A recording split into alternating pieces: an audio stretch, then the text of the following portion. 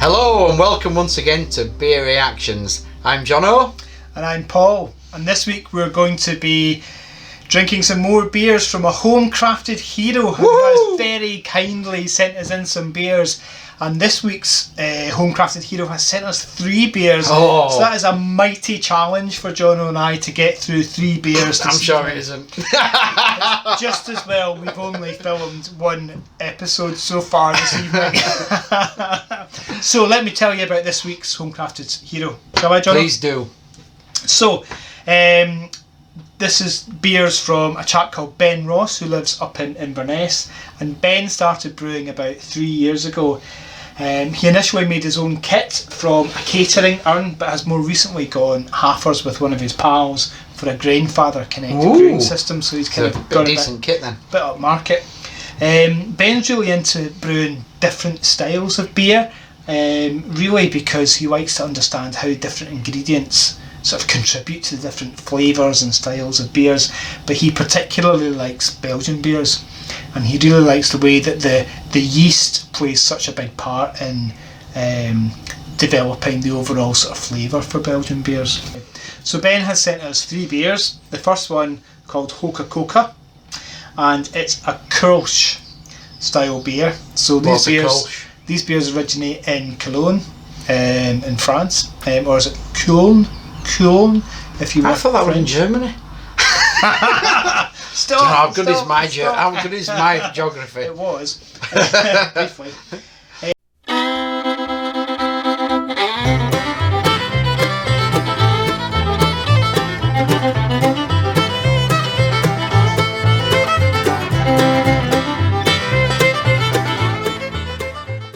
So as a style, what interestingly, Ben has said that these beers, he thinks they're ales for people who don't like drinking ales, and that he says that his lager drinking mates really like these styles of beer. Oh, so people that would normally go for, Budweiser's, Tennent's, Carling, these sorts of things. Kronenberg. So that's a really interesting point.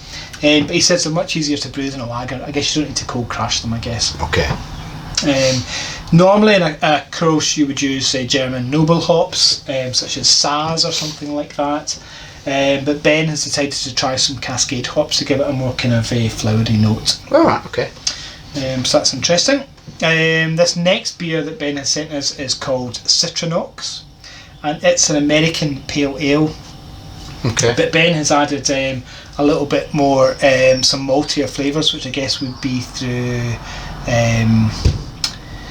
So like, not Marisotta, the Golden Promise, maybe, something like that. Yeah, pale malt, maybe extra malt, something like that, yeah, Golden Promise, exactly. And maybe just roasting, put some roasted malts in, maybe. Possibly. Well, it'll be interesting to see what sort of colour this beer comes out as. Yeah. If Ben's tried to make it maltier. Normally sort of maltier beers have a browner colour, don't they? And he's used some Citra and Equanot hops. I'm not sure if I'm pronouncing that correctly. Well, that's a hop type that I hadn't come across before. I've certainly not used that one before. No. And then finally, we've got this beer here, and this is called Saison's Greetings. Oh, so it's a Saison. A Saison. We've had a Saison before. Traditionally a Belgian farmhouse beer. And interestingly, Ben told me, and I hadn't appreciated this, that traditionally, because the farmhouse beers, they tended to be low in ABV, I guess, so you could kind of knock them back while you were working. But actually, these days, this style of beer tends to be quite high in alcohol, and actually this one is 8.3%. So it's a cracker. The other interesting thing... Get the stretcher. Get the stretcher. The other interesting thing about Saisons, and again, I didn't know this, is that they tend to be fermented at a slightly higher temperature, and that allows the beer to develop a kind of pear drop style flavour. So that's down to the phenols. The phenols, yeah, exactly. And that's really interesting because occasionally I brewed a beer at home that's fermented at a slightly higher temperature than I would have liked, and it has developed those kind of, I would have called them sort of off flavours for the style of beer, but for a Saison, be right for that. That's absolutely perfect. Yeah. So in terms of ABV, we've got the Saison, which is 8.3%. We've got the American Pale Ale, which is 6%, but we're going to kick things off with the relatively weak Kölsch, which is a 5%. Alright, so you don't like doing weak beers then? No, obviously not. So, shall we get pouring? Let's get pouring.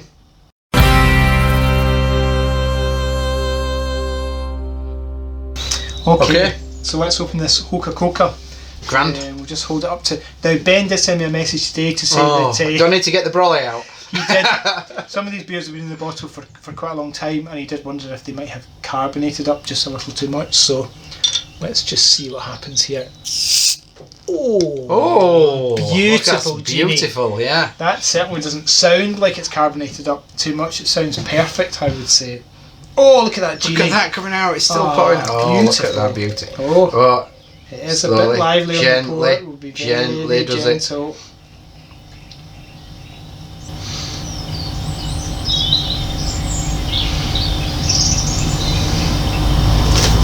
Nope, there's a bit of sediment coming into play there. Brilliant. So let's have a wee sniff of this, will we? That's got a lovely floral scent to it. Well, Ben did say that he'd used Cascade hops in order to give it a kind of more sort of I'm getting, floral yeah, aroma. it's almost elderflower. That's good. Do you know, a strange thing to say, a little bit rose hip. You ever crushed a rose hip in autumn? Yeah, I have. Yeah. We used to call them itchy coos. Yeah, but that smell of just when you just first pop, it's a lovely sort of sweet, flowery smell. The aroma is very subtle, but it is definitely floral. There's almost like a very, very sort of mild berry sort of smell there. Like, I don't know if it's blueberry or something like that. A really sort of subtle berry smell. But that could be the flower, the floral. Could be again. Absolutely. So I think. Let's give it a go. Give it a taste.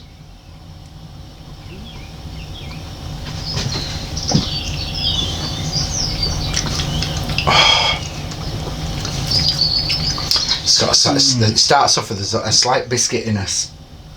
Do you know? It does. There is maltiness coming through there. Now that's interesting because one of the things I didn't share with the viewers is that Ben had said, I thought that he'd wanted to make this slightly maltier, but that's this beer here. But there is a biscuitiness coming through here for sure. And it's a sweetness. It's a dry sweetness, and then there's a bitterness comes after it.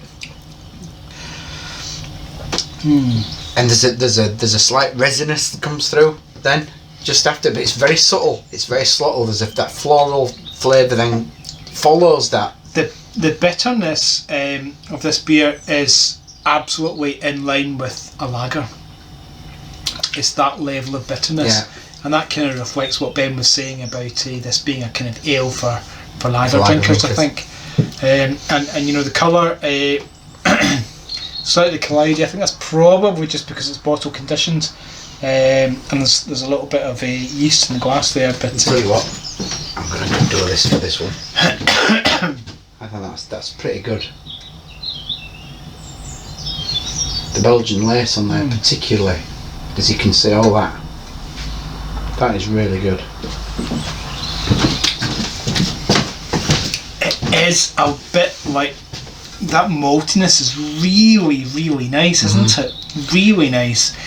It really balances the bitterness really, really well. It's only a very subtle bitterness and it's mild.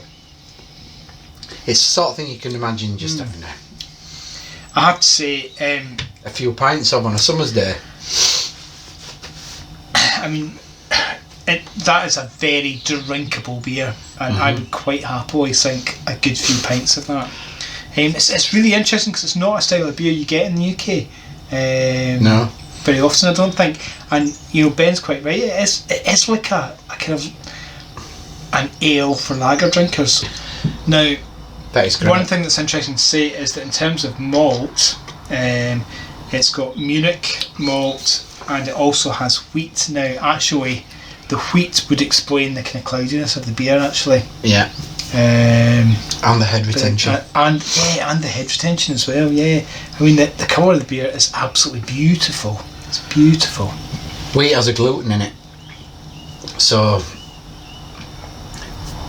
it gives that head retention because it's got that viscosity to it. Okay.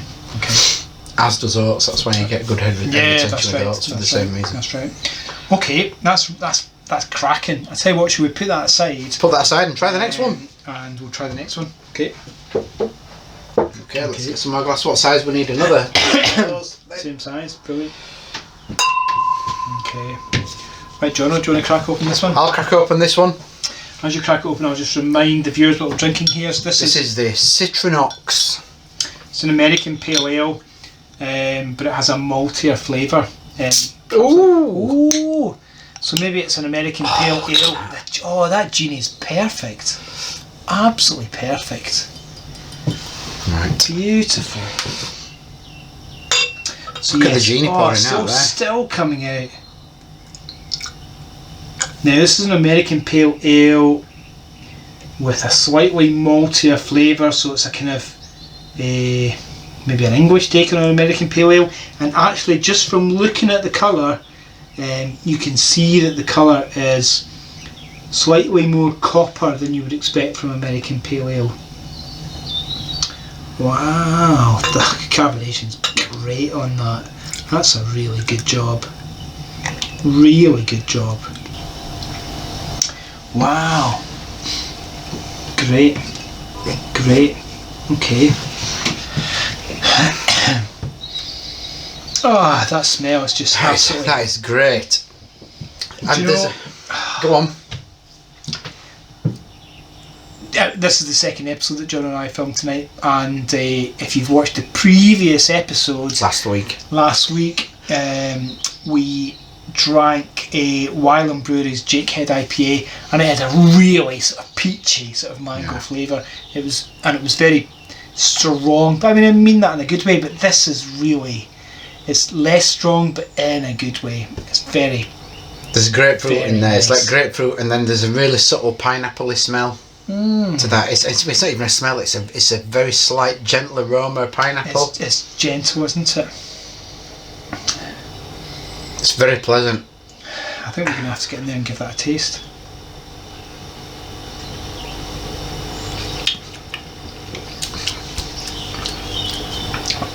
That is absolutely first phenomenal. Class. That is.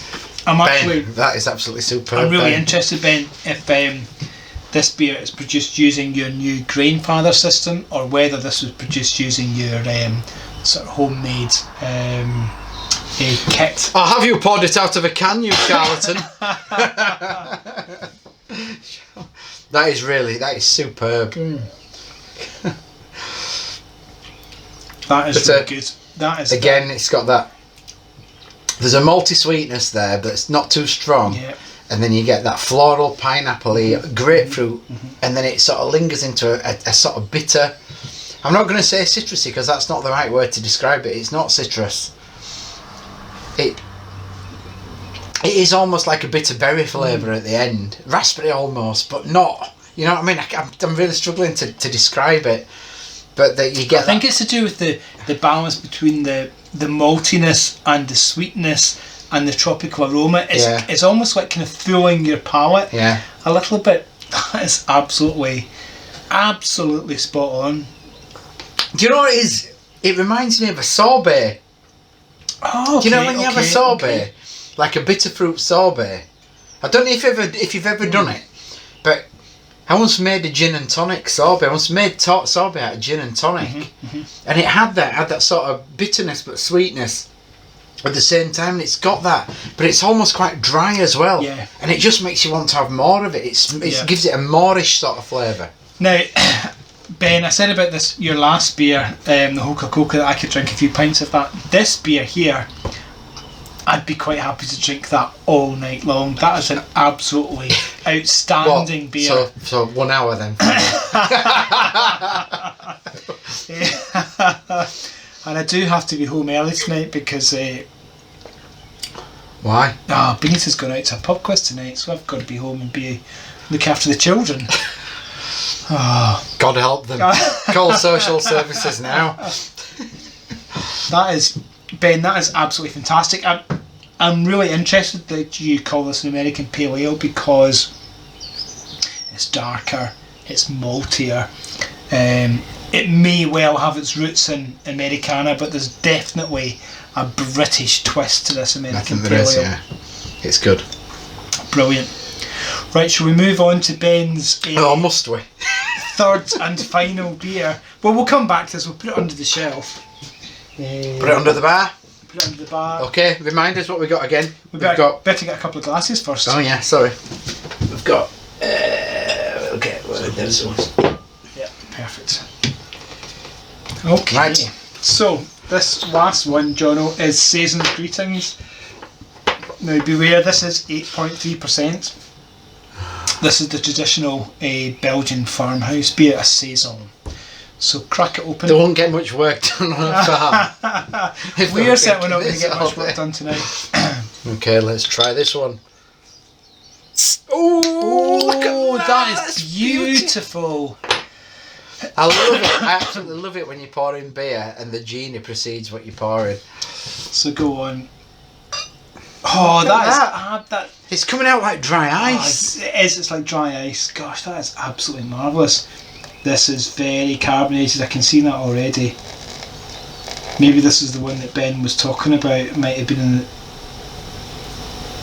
the bottle for quite a long time.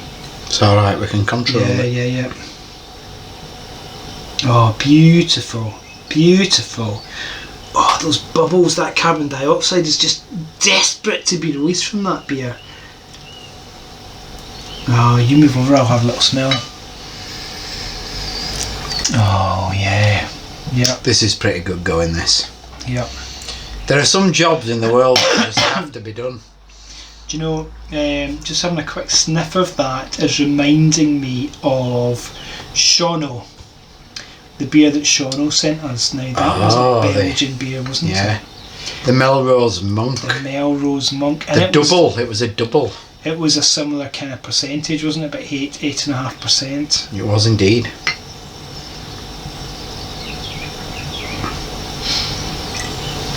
There we go. Brilliant. About a centimetre lifting bottom line. We're okay there. So a smell like that. Oh, you can smell the yeast. That's what I'm getting, is a kind of yeasty smell, but in a really good way. Yeah. It's almost like sweet bread. There's like a sweet bready smell there. Like a bready smell, yeah. I think that's probably the yeast, isn't it? That sort of early morning bakery smell. Ben was saying what he really liked about Belgian beers was the influence that yeast has on the flavour. Now, has he told us? Yes, now he has used a Saison yeast here in this beer, so specific Saison yeast. That's really interesting. In terms of hops, he's used a Pearl or Perle. Perle, yeah. Again, I'm not familiar with that. Are you?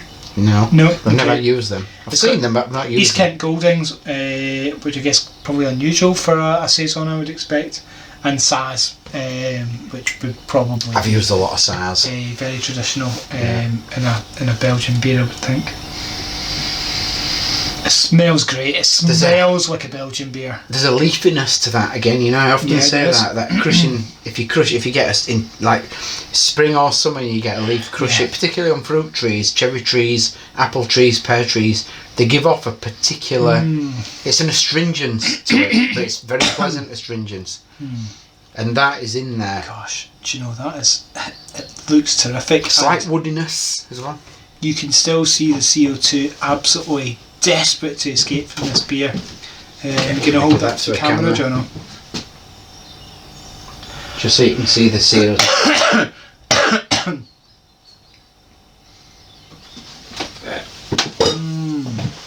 So let's get in there and have a wee taste. Yeah, let's have a go. Cheers. Cheers.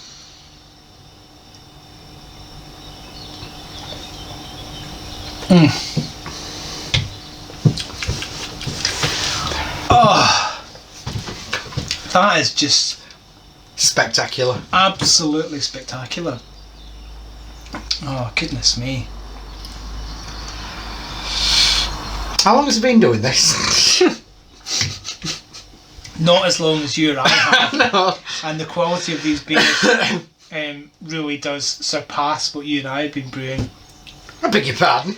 Yeah, it's true. It does. You know, in terms of styles, American sort of pale ale, yes, we brewed that sort of style. Saison, no, we haven't. Kölsch, we certainly haven't. So I'm not wearing a hat, but I certainly would like to take my cap off to Ben and say he's done an absolutely fantastic job here.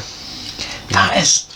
I think we need to be a bit more adventurous when we're brewing, Paul. We do. I've been a bit too reticent. I've stuck to tradition, and I've stuck to a particular styles. I've certainly done Pilsner beers, I've done lagers, I've done brown beers, and I've done stouts, but certainly sticking around that tradition. In fact, that's what I like. That traditional beer style, but I really do need to try and push the longboat out a little bit. Absolutely first class. It is indeed. Absolutely first class. You can tell that that's a strong beer. Yeah, you can. Without a shadow of a doubt. You can. Not that you can taste the alcohol specifically in it, but you can. It's a feel. It's almost like it's the mouth feel. It's the body. That's grand. It's absolutely first class. It's again. You can imagine sitting outside in the sun drinking that, but you won't have too many of them. You wouldn't have too many of those. You'd be asleep after a couple.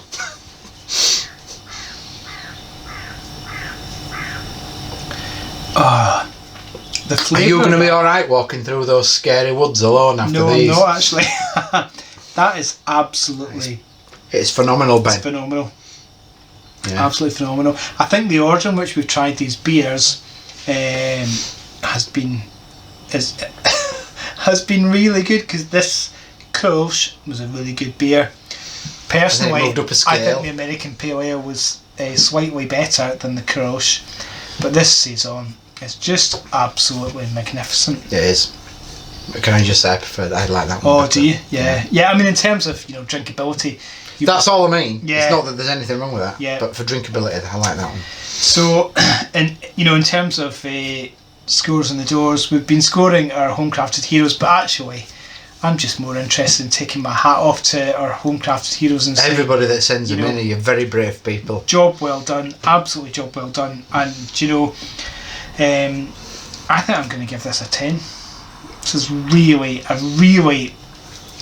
Ben, you've given us 3 fantastic beers.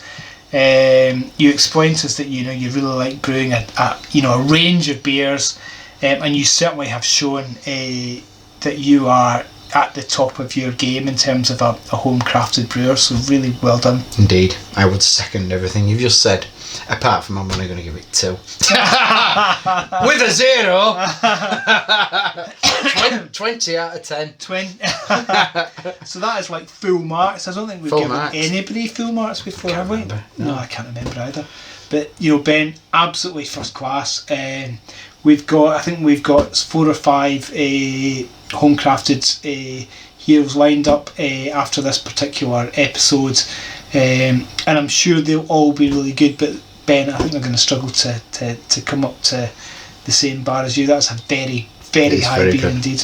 Yeah, brilliant. It is. Absolutely brilliant. So it honors me to say thank you, Ben, for sending these 3 superb beers in. Thanks again, and anybody else that's out there, don't be shy. Send them in. We'll be fair. We like them all. Thanks again, Ben. Slange. Slange.